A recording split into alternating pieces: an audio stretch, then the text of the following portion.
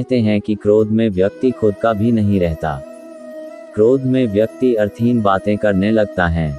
शास्त्रों में क्रोध को मनुष्य का सबसे बड़ा शत्रु माना गया है। मनुष्य क्रोध में अपना आपा खोकर कुछ भी कर बैठता है।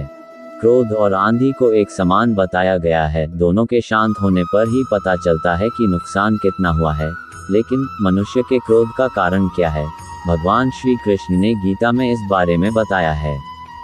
तो आइए जानते हैं क्रोध करने के नुकसान। भगवान श्री कृष्ण ने श्रीमद् भगवद गीता में क्रोध को नरक का द्वार बताया है। श्री कृष्ण ने कहा है कि जो मनुष्य बात बात पर क्रोधित हो उठते हैं, वो जीवन में कभी तरक्की नहीं करते हैं और जीवन में हमेशा दुखी रहते हैं। क्रोध करने से मनुष्य कभी भी सही निर्णय नहीं कर पाता है, जिसके फलस्वरूप मनुष्य का जीवन और भी कठिन हो जाता है। श्री कृष्ण के अनुसार बेवजह किए गए क्रोध से मनुष्य को कोई लाभ नहीं होता है, उसको अपने कर्मों का फल भी नहीं मिलता और उसे कष्ट भोगने पड़ते हैं। श्री कृष्ण ने कहा है कि क्रोध सभी विपत्तियों का मूल कारण है। क्रोध सांसारिक बंधन का कारण है। भगवान श्री कृष्ण ने क्रोध को धर्म का नाश करने वाला बताया है, इसलिए मनुष्य को क्रोध का त्याग कर देना चाहिए। श्री कृष्ण ने बताया है कि क्रोध से भ्रम पैदा होता है, भ्रम से बुद्धि खराब होती है। जब बुद्धि व्यग्र होती है तो तर्क नष्ट हो जाता है। जब तर्क नष्ट होता है तब व्यक्ति का पतन शुरू हो जाता है।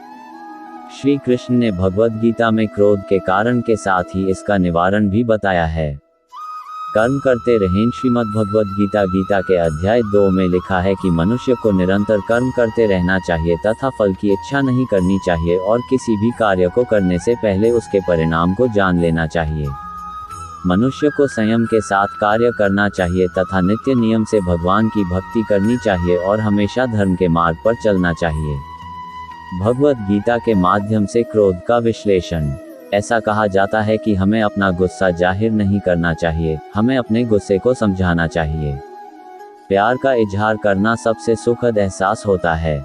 वहीं गुस्सा एक ऐसी चीज है जिससे लोग डरते हैं और ऐसी स्थितियों से बचने की कोशिश करते हैं। हर दिन हम कठिन परिस्थितियों का सामना करते हैं जो हमें अलग तरह से प्रतिक्रिया करने के लिए मजबूर कर सकती हैं। कुछ लोग दुखी हो सकते हैं, अन्य परेशान हो सकते हैं और फिर कुछ ऐसे भी हैं जो विभिन्न परिस्थितियों में क्रोधित और हिंसक हो सकते हैं। और भले ही इन तीव्र भावनाओं को महसूस करना हर उस इंसान के लिए बिल्कुल सामान्य है जो आध्यात्मिक रूप से इतना मजबूत नहीं है। आपको लंबे समय तक उन पर अपना गुस्सा व्यक्त नहीं करना चाहिए और शिकायत नहीं रखनी चाहिए, क्योंकि यह भगवान की इच्छा के खिलाफ है। भगवद गीता में भगवान कृष्ण हमें जितनी जल्दी हो सके अपने क्रोध को रोकने की सलाह देते हैं, क्योंकि यह तीव्र क्रोध ही हमें पाप की ओर ले जा सकता है। यदि आप गुस्से में प्रतिक्रिया करने वाले व्यक्ति हैं, तो क्रोध के बारे में इन छंदों को पढ़ें ताकि आपको याद दिलाया जा सके कि यह क्रोध केवल परेशानी पैदा कर सकता है और समस्याएं पैदा कर सकता है।